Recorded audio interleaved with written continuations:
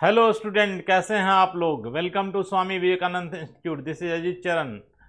और आज फिर एक डिस्कशन शुरू करने जा रहे हैं इतिहास के उसी हिस्से से जिसको मैंने पिछली सेक्शन में डिस्कस किया था। तो आज का डिस्कशन है उसी हिस्से से जिसको मैंने कहा था राजपूत पीरियड के हिस्से से। तो राजपूत पीरियड में मैंने बताया था, एक डिस्क्रिप्शन दिया था। पिछले लेक्चर आप देख लेंगे तो उसमें पता चलेगा कि डिस्क्रिप्शन क्या था। डिस्क्रिप्शन था राजपूत के बारे में, क्षत्रिय के बारे में। ठीक है, तो अब आगे चलते हैं कि राजपूत क्षत्रियों का शासन कैसे कैसे रहा और क्या क्या हुआ उस क्षेत्र में, उस पीरियड में, उस टाइम में। ठीक है, तो अब शुरू करते हैं एक डिस्कशन। शुरू करने के पहले मैं एक हेडिंग में बता दूं, जो राजपूत पीरियड्स इन है ना, इस टाइम की बात कर रहे हैं, राजपूत पीरियड की टाइम की, 750 एडी से लेकर 1200 एडी तक की। ठीक है, इस पीरियड में सबसे पहले चर्चा करते हैं, नक्शा देख लेते हैं। ठीक है, पहले देखिए यहाँ पर हेडिंग जो है, kingdom in the north India and Deccan. North India, Deccan, है ना। नॉर्थ इंडिया, इसी ऊपर इंडिया को अगर ऐसे डिवाइड करते हैं तो ये ऊपर वाला हिस्सा नॉर्थ इंडिया है ना, इधर नॉर्थ है ना। अगर इंडिया को दो हिस्से में बांटते हैं, प्रायद्वीपीय भारत से दो हिस्से में बांटते हैं, पेनिनसुलर इंडिया, यहाँ से पेनिनसुला शुरू हो जाता है, तो पेनिनसुलर इंडिया से इंडिया को अगर दो हिस्से में बांटते हैं तो एक हिस्सा हो जाता है इधर वाला नॉर्थ, इधर नॉर्थ इंडिया हो जाता है, और इधर हो जाता है south India, SOUT, south India. तो ये साउथ इंडिया को प्राय इधर पाठारी क्षेत्र है, ये पूरा एरिया जो है साउथ जो है वो पूरा क्या है, पाठारी क्षेत्र है। पाठारी कहने का मतलब, पाठार और मैदान में फर्क ये होता है कि मैदान का जो होता है, एरिया होता है, लैंड होता है, वो सी लेवल से अगर मापा जाए तो कम होता है। तो जैसे हम लोग मैदानी क्षेत्र में, यानी कि दिल्ली की बात कर लें या बिहार, उत्तर प्रदेश की बात कर लें, तो एक गंगा का मैदानी क्षेत्र है ये एरिया, है ना। तो और इस गंगा के मैदानी क्षेत्र के अलावा दूसरा जो क्षेत्र है भारत का, ये साउथ वाला, इधर पाठार है। पाठार यानी छोटे पहाड़ को पाठार कहते हैं, जो फ्लैट होता है, तो ये पाठारी क्षेत्र है। तो पाठारी क्षेत्र, तो यहाँ पर टाइटल डक्कन, डक्कन क्या है, तो वही प्लेट्यू है, एक प्लेट्यू है, इस क्षेत्र में एक प्लेट्यू है डक्कन। ठीक है, तो kingdom in north India and Deccan, तो डक्कन में किंगडम, इसका डक्कन क्षेत्र में, और नॉर्थ इंडिया में किंगडम की बात की जा रही है। ड्यूरिंग टाइम दिया गया है, ड्यूरिंग इस पीरियड के बीच में। ठीक है, इस पीरियड के बीच में, यानी 750 से लेकर के 1200 ईयर्स तक जो चल रहा था शासन, उस शासन की चर्चा करते हैं। ठीक है, अब आगे देखते हैं। इसमें अगर बात करें तो मैंने बताया था कि 3 डायनेस्टीज, इसको थोड़ा मिटा दूं और मैं बता दूं कि 3 डायनेस्टी वो कौन कौन था। ठीक है, ये 3 डायनेस्टी कौन कौन थे, पहले उसकी चर्चा हम कर लेते हैं। ठीक है, ये 3 डायनेस्टी यहाँ विजिबल है, थोड़ा इसको मैं बड़ा करके दिखा लूँ कि बड़ा करके कि 3 डायनेस्टी थोड़ा विजिबल होगा। देखिए बीच में इसको करके देखिए, है ना। ये 3 डायनेस्टी मैं पहले दिखा दूं आपको कि 3 डायनेस्टी ये कौन कौन थे। ठीक है, देखिए तीनों डायनेस्टी को गौर से देखिए। एक डायनेस्टी यहाँ पर लिखा हुआ है, एक गुर्जर प्रतिहार, गुर्जर प्रतिहार। ठीक है, एक डायनेस्टी जो इसमें है वो क्या है, गुर्जर प्रतिहार। ये बीच का हिस्सा आप देख रहे हैं, पूरा पूरा ये एक केसरिया हल्का पीला पीला एरिया जो दिख रहा है, एक गुर्जर प्रतिहार का एरिया क्या है, गुर्जर प्रतिहार। ये नाम बीच में आपको दिख रहा है, गुर्जर प्रतिहार। ठीक है, तो एक राजवंश था, एक डायनेस्टी था जिसका नाम था गुर्जर प्रतिहार, यानी गुर्जर प्रतिहार, इसको इतिहास में प्रतिहार डायनेस्टी या गुर्जर प्रतिहार डायनेस्टी, यानी पहला डायनेस्टी क्या हो गया, गुर्जर प्रतिहार, है ना। प्रतिहार, प्रतिहार डायनेस्टी, है ना, प्रतिहार डायनेस्टी की बात करते हैं। ठीक है, तो ये प्रतिहार डायनेस्टी का कुछ याद रखिए, ग्वालियर, मथुरा और मंडोर, आज मंडोर है और वो मान्य खेत के नाम से प्रसिद्ध था, यानी 3 शहर का याद रखिए, मथुरा, ग्वालियर, ये सब गुर्जर प्रतिहारों का, यानी राजपूत का मैंने बताया था एक प्रतिहार क्लैन होता है, तो प्रतिहार राजपूतों का ये क्षेत्र था। ठीक है, दूसरा आप देखिए, ये वाला पीला पीला जो एरिया लग रहा है, इसमें कुछ एरिया मैं बता देता हूँ कौन कौन सा शहर है वो। ये पीला पीला जो क्षेत्र लग रहा है, ये देखिए उज्जैन, उज्जैन है एक शहर, है ना, विदिशा है एक शहर, है ना, और यहाँ पर एक शहर देखिए अजंता एलोरा जहाँ गुफाएं हैं वो एक शहर है ना, और म्यान खेत है, मान्य खेत यहाँ पर है, मान्य खेत, ठीक है। तो मान्य खेत कैपिटल था। इसमें आप देखिएगा तो इसमें जो वंश था ना, इसका थोड़ा सा मिटा दूं और लिख दूं, यहाँ पर लिखा हुआ भी है राष्ट्रकूट, है ना। मैं थोड़ा इधर बाहर करके लिख देता हूं, यहाँ पर क्या था, राष्ट्रकूट था, RASHATRAKUT, राष्ट्रकूट, ठीक है। तो ये राष्ट्रकूट है, ये क्या है, राष्ट्रकूट। और एक ए देख लीजिए, ए डायनेस्टी, ठीक है, ए वाला हल्का पिंक वाला जो ये दिख रहा है, ए डायनेस्टी को देखिए, ए डायनेस्टी है पाल डायनेस्टी, PALA लिखा जाता है, पाल पढ़ा जाता है, ठीक है। तो पाल डायनेस्टी, तो ये तीनों डायनेस्टी जो था ना, ये तीनों राजपूत से क्या थे, राजपूत। इसके शासक कौन थे, राजपूत थे, ठीक है। तो समझ में आया कि मेजर डायनेस्टी था, राजवंश था जो भारत में ऐसे फैला हुआ था। उसके बाद देख लीजिए इधर पल्लव, है ना, ये भी एक डायनेस्टी था, राजवंश था। और इधर एक कलिंग उड़ीसा जो देखते हैं ना, पूरा उड़ीसा, उड़ीसा में चोल का था, चोल जो चालुक्य था, उस समय चालुक्य था उड़ीसा में, है ना, चोल चालुक्य था, ठीक है। चालुक्य डायनेस्टी, चालुक्य दो तीन हिस्से में, इधर भी चालुक्य था और उधर भी चालुक्य, ईस्ट और वेस्ट में चालुक्य ऑफ बेंगी, चालुक्य ऑफ बादामी, है ना, ये साल चालुक्य डायनेस्टी था, ठीक है। तो इस तरह से देख रहे हैं पूरे भारत में कैसे डायनेस्टी राजपूतों का है। और इधर सिंध पर दाहिर सेन जब थे, तो दाहिर सेन की हत्या करके अरब वाला आ गया था उस टाइम में। कौन आ गया था, अरब। तो ये देखिए खलीफत, यानी खलीफा, यहाँ पर खलीफा अरब का, खलीफा अरब का, खलीफा आ गया था, खलीफा आ गया था, अरब का खलीफा था, ठीक है। तो सिंध प्रेंसी खलीफा का था, ठीक है। तो इस तरह से हमने देखा क्या, एक राजपूतों का पहला देखा राष्ट्रकूट, दूसरा देखा पाल, और तीसरा देखा प्रतिहार, है ना, प्रतिहार। तो ये तीन डायनेस्टी की हमें चर्चा करने जा रहे हैं, राजपूतों का, जो कि मेजर डायनेस्टी, बहुत बड़ा डायनेस्टी था, ठीक है। तो हमने चर्चा कर दिया कि ये किस तरह से पूरे भारत में फैले हुए थे। अब आते हैं मुद्दे पर, इन हर राजवंशों के बारे में जानकारी लेते हैं कि क्या क्या इस खासियत थी इस राजवंश की, और कैसे कैसे राजवंश चला, और फिर बाद में कैसे डिसॉल्व हुआ, कैसे खत्म हुआ, ठीक है। तो शुरू करते हैं, चर्चा को आगे बढ़ाते हैं, ठीक है। और आ जाते हैं मुद्दे पर, ठीक है। तो हमने चर्चा को आगे बढ़ाना है और क्या करना है, ठीक है। चर्चा को आगे बढ़ाते हैं और इसको यहां से हटाते हैं और इस पर, ओ सॉरी,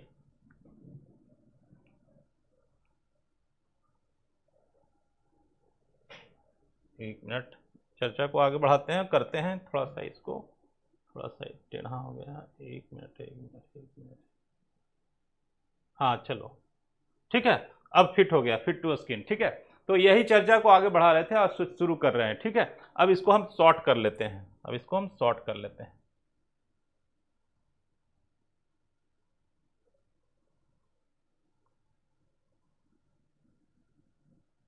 ठीक है, ठीक है, यहां तक चलते हैं, ठीक है, कोई बात नहीं, चलो, ठीक है। तो थोड़ा सा सॉरी फॉर डिले, कि मुझे ऑपरेट करने में थोड़ा सा दिक्कत हो रहा था, ठीक है। तो चर्चा को आगे बढ़ाते हैं, ठीक है। अब इसको हम क्लियर करते हैं, एक मिनट, क्लियर करके बताते हैं कि इस डायनेस्टी की खासियत क्या थी, क्या हुआ था इस डायनेस्टी में, ठीक है, क्या हुआ था इस डायनेस्टी में, ठीक है।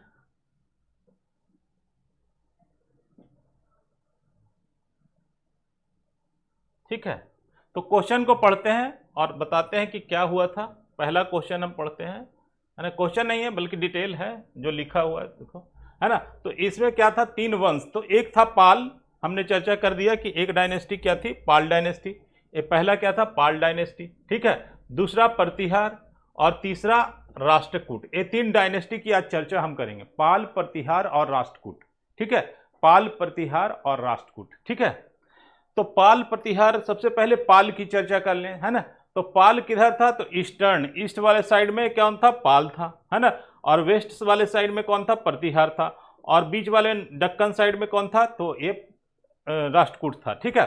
तो जिसमें सबसे डोमिनेंट था, अगर बात करें ईस्ट में कोई डोमिनेंट अगर सबसे था ईस्ट में जितने भी डायनेस्टी थी, तो उसमें ईस्ट में जो डोमिनेंट था उस टाइम में पाल डायनेस्टी डोमिनेंट थी, यानी पाल डायनेस्टी ताकतवर था ईस्ट में, अपने ईस्ट एरिया में, ईस्ट वाले ने यानी इस वाले भारत के पश्चिम पूर्वी वाले भाग में, ठीक है। और पश्चिम में डोमिनेंस किसका था, तो पश्चिम में डोमिनेंस प्रतिहार का था, इसका इधर पश्चिम में डोमिनेंस था, ठीक है।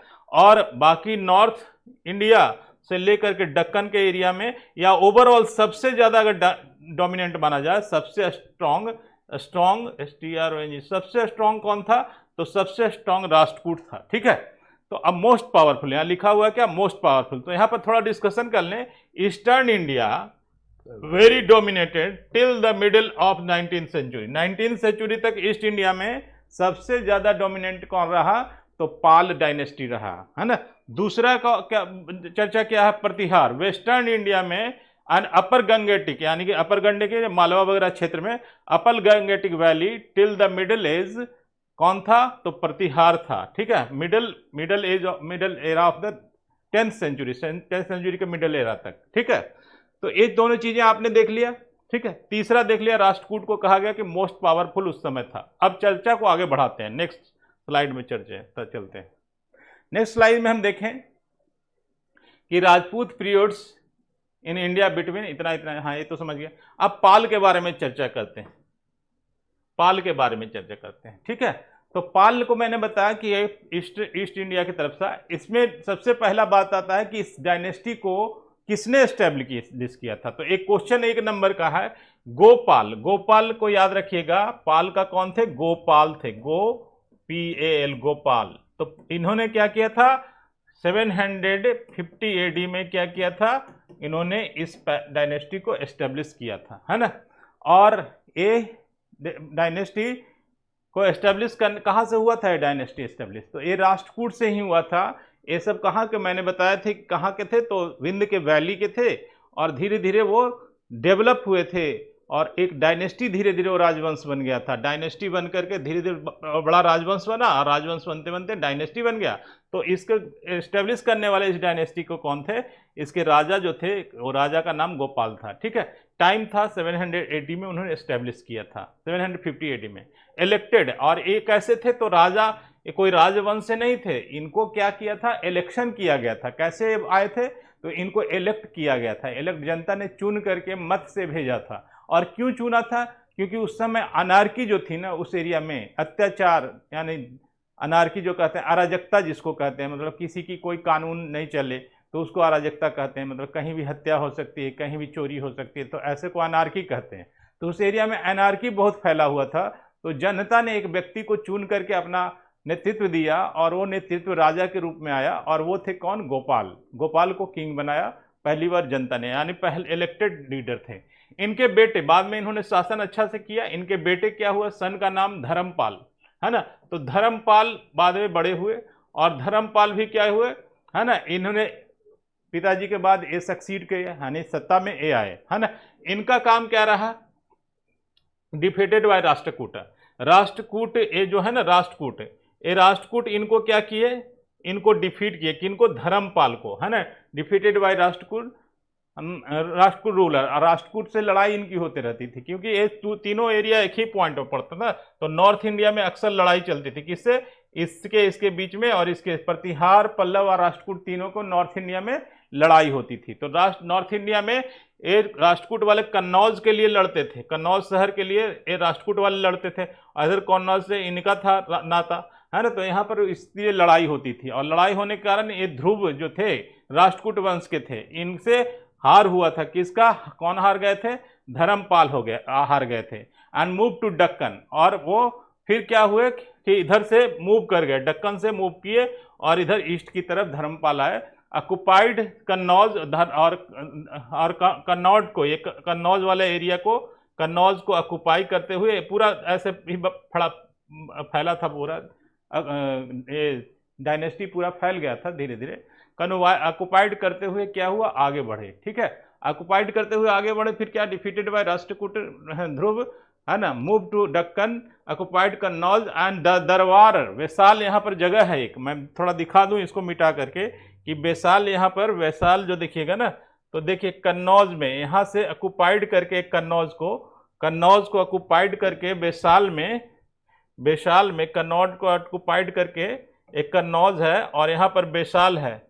तो वैशाल में दरबार लगाए। दरबार मतलब किंग खुद नहीं जा करके किसी नॉमिनी को भेज देता, तो अपने नॉमिनी को भेज करके किंग वहां पर दरबार में क्या होता है, तो दरबार में ऐसा होता है कि जनता की हियरिंग होती है, जनता कोई समस्या लेकर के आता है ना, तो उनकी हियरिंग होती है। तो इन्होंने अपने एक नॉमिनी को भेज दिया और वैशाल में बहुत सारे नॉमिनी को, और उनको क्या किया कि यहाँ से मूव करके मतलब अपना फैलाए।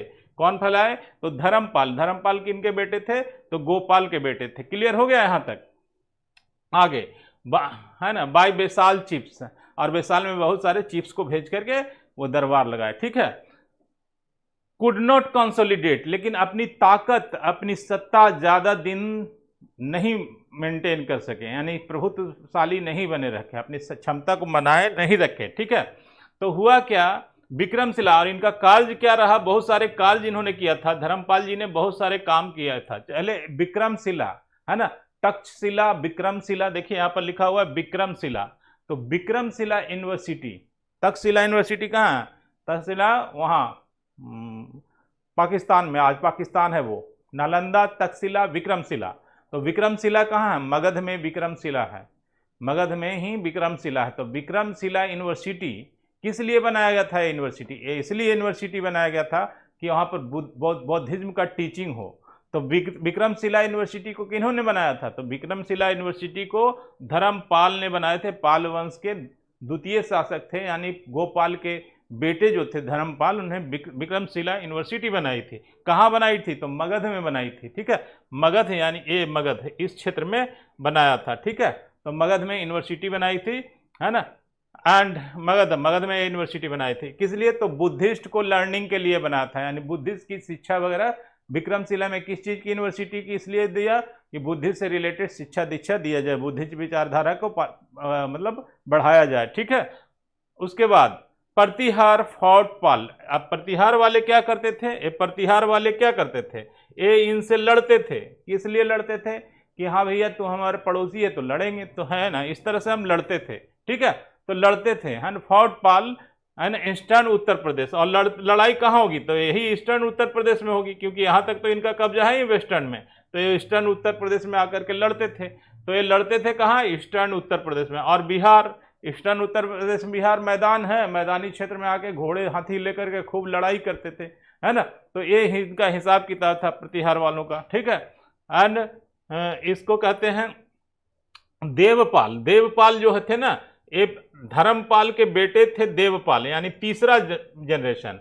पहला है गोपाल, इनके बेटे धर्मपाल, DHARM, धर्मपाल, और इनके बेटे देवपाल, है ना।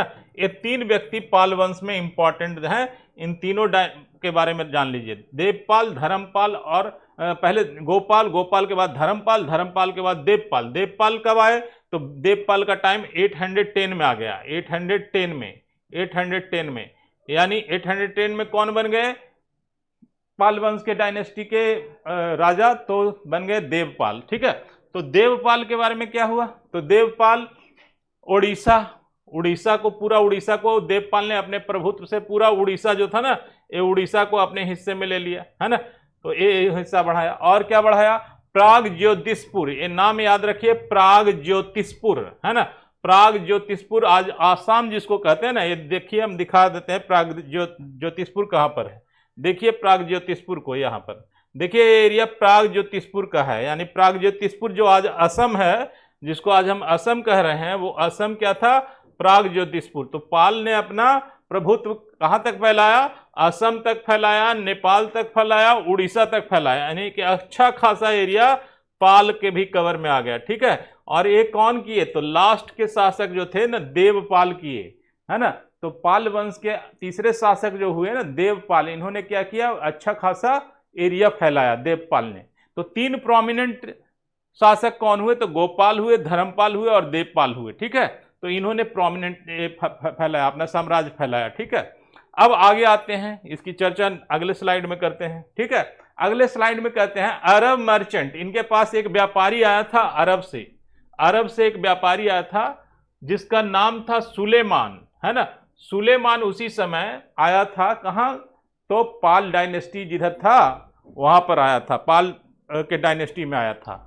ठीक है, एक मर्चेंट क्यों आते हैं, तो व्यापार वगैरह करने के लिए आते हैं, तरह तरह की बात उनका पर्पस होता है, वो पूरा करने के लिए आते हैं। तो अरब वालों का शुरू से अरब वाले तो आ ही रहे थे, कोई ना कोई बहाना बना के, कभी मर्चेंट बन के, कभी कुछ बन के, कभी आक्रमण करके, तो ये आए थे, इनके दरबार में आए थे, है ना। और इन्होंने जब इनकी आर्मी को देखी थी ना, तो इनको कहा था रूमा, RUHMA, पढ़ेंगे कैसे, रूमा कहा था, रूमा को आधा हा को पढ़ेंगे रूमा, ऐसे, तो रूमा कहा था। रूमा मतलब आर्मी इनका देख करके कि आर्मी आपका बहुत बेहतरीन है ना। तो इनका आर्मी जो था ना, पाल वंश की डायनेस्टी में आर्मी जो थी ना, सेना वो थी ना, बहुत स्ट्रांग थी। तो उसको देख करके कौन कहा, सुलेमान ने कहा इनको रूमा। ये पूछता है क्वेश्चन कि सुलेमान ने क्या कहा, रूमा कहा। ठीक है, किसको कहा, तो पाल डायनेस्टी को कहा। ठीक है, देन ऑल, है ना, आर्मी, सबसे ज्यादा ताकतवर आर्मी, यानी जितनी भी आप भारत में जितने भी भारत में आर्मी हैं, राष्ट्रकूट हो चाहे प्रतिहार हो, सबसे ज्यादा ताकतवर आर्मी किसकी है, तो पाल की है। पाल के बारे में कहा जाता है, इनकी आर्मी के बारे में, जब ये निकलते थे तो 50,000 हाथी के सैनिक इनके साथ होते थे, एक बड़ी मात्रा में सेना लेकर के निकलते थे। तो एक इनको रूमा कहता था, कौन, वही जो आया था अरब से, यानी ये अरब मर्चेंट था, है ना, अरब से आया था, मर्चेंट था, वो कहता था। ठीक है, समझ आ रही बात। नेक्स्ट, है ना, बुद्धिज्म को के पैट्रोनाइज किसको करते थे, इनका पैट्रोनाइज करना यानी समर्थन किसको कर रहे थे, किस धर्म को, तो बुद्धिज्म इनके लिए खास था, इसलिए बुद्धि को संरक्षण देते थे, बुद्ध को बढ़ाते थे, बौद्धिज्म विचारों से सहमत थे, उनके विचारों से, उनके व्यवहार से सहमत थे, इसलिए बुद्धिज्म को बढ़ाते थे।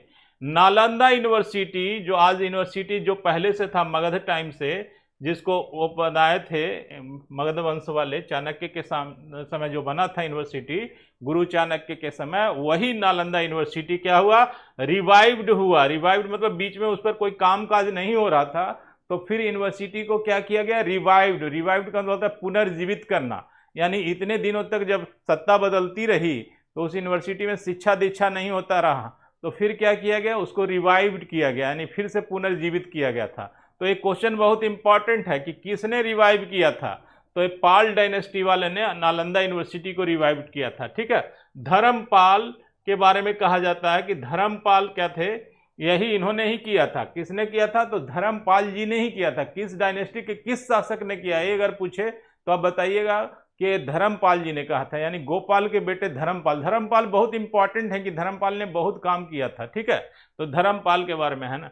ठीक है, उसके बाद विक्रमशिला के बारे में मैंने चर्चा कर ही दिया था कि विक्रमशिला यूनिवर्सिटी, है ना, 3 यूनिवर्सिटी की बात आती है, एक यूनिवर्सिटी तक्षशिला, दूसरा यूनिवर्सिटी नालंदा, तीसरा यूनिवर्सिटी विक्रमशिला। तो विक्रमशिला जो यूनिवर्सिटी थी ना, जो इन्होंने बनवाया था इस यूनिवर्सिटी को, है ना, ध्यान रहे कि यही जो थे ना धर्मपाल किंग धर्मपाल ने क्या किया था, विक्रमशिला यूनिवर्सिटी बनवाई थी। किस लिए यूनिवर्सिटी बनवाई थी, तो विक्रमशिला में बुद्धिज्म विचारधारा को बढ़ाने के लिए, यानी वहाँ एजुकेशन दिया जाता था, शिक्षा वगैरह दिया जाता बुद्धिज्म से रिलेटेड। बुद्धिस्ट बिहार भी बनाया था इन्होंने, बुद्ध के लिए बहुत सारे काम किए थे।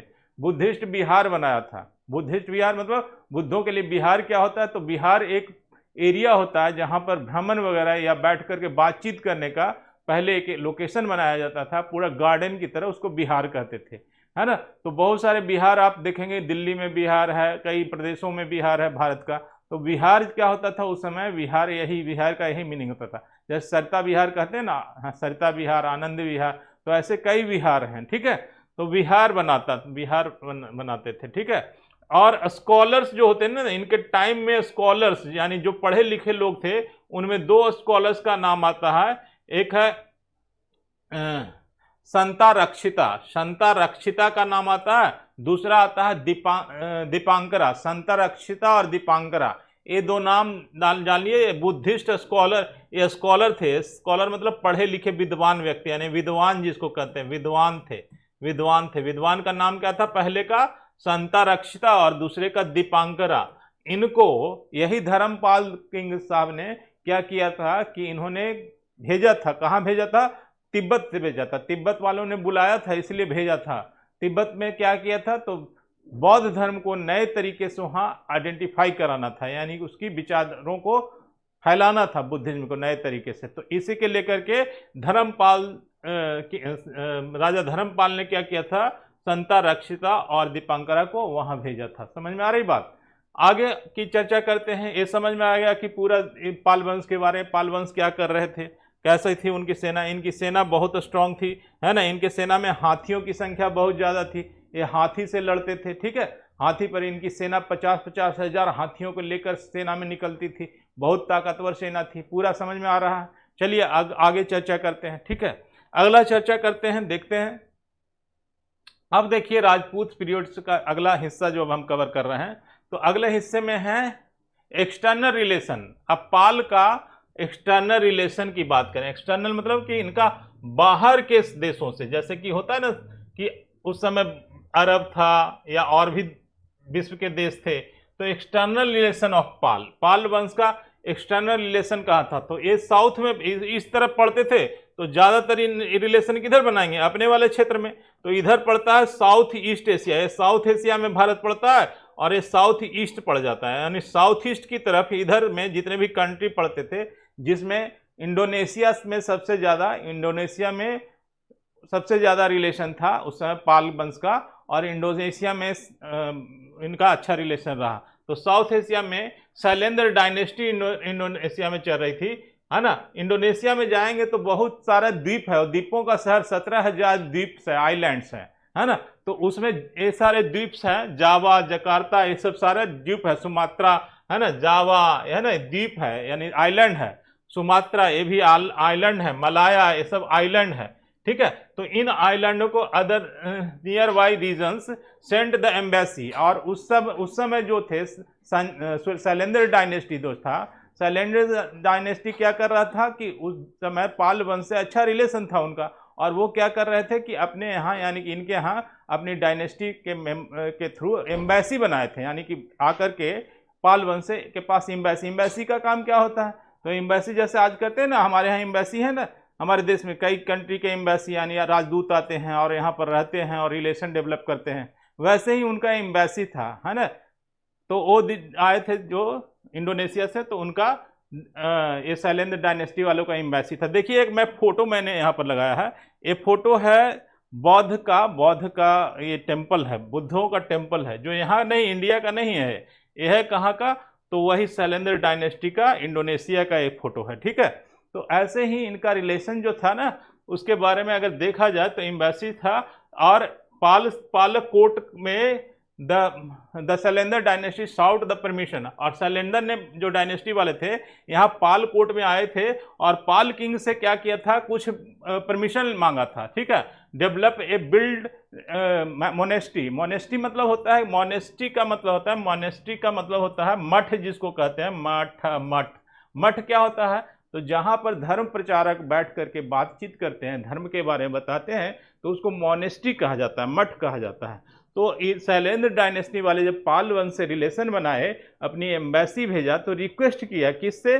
तो धर्मपाल उस समय किंग थे या देवपाल, उन लोगों से क्या किया? रिक्वेस्ट किया। क्या किया? तो कहा कि नालंदा जो यूनिवर्सिटी आपका नालंदा जगह है ना, वहाँ पर क्या कीजिए, वहाँ पर बहुत सारा कुछ मठ बनाइए। कहा कि, और क्या कहा कि कम से कम 5-6 गांव को दीजिए हमें, ताकि हम उसको मतलब बढ़ाए, उसको संरक्षण दे सकें। तो ग्रांट के लिए क्या मांगा? 5 विलेज मांगा कि आप 5 गांव दीजिए हमें, जहां पर मठ बनाया जाए, मेंटेन किया जाए उस मठ को, ठीक है। तो इस तरह से इनका जो रिलेशन रहा, एक्सटर्नल रिलेशन की बात करें तो इस डायनेस्टी का एक्सटर्नल रिलेशन बहुत अच्छा रहा। चर्चा को फिर आगे बढ़ाते हैं, थोड़ी देर के बाद फिर आते हैं एक नेक्स्ट स्लाइड लेकर के। Student, thank you very much, keep watching. अगला स्लाइड फिर देखिए। Thank you very much, see you again.